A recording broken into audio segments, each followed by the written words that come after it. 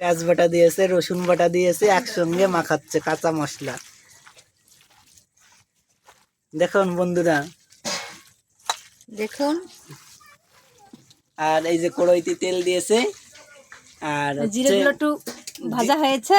এখন মাংসটা দিয়েছে, মানে মুরগির ছাল দিচ্ছে।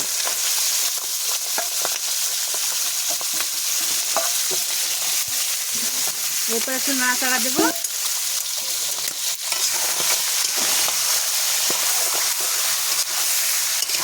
বন্ধুরা, এইভাবে রান্না করলে অনেক স্বাদ লাগে, সেই সুস্বাদু রান্না।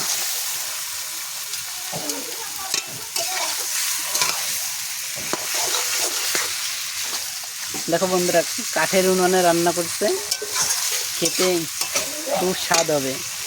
খুব টেস্টি।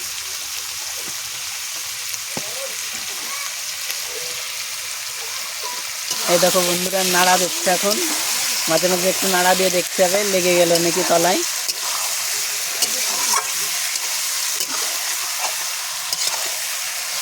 এইভাবে রান্না করে খেয়ে দেখবে, খুব টেস্টি হবে।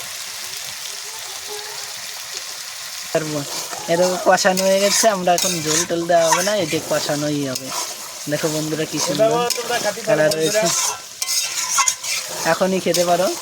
দেখো কোনো সমস্যা নেই।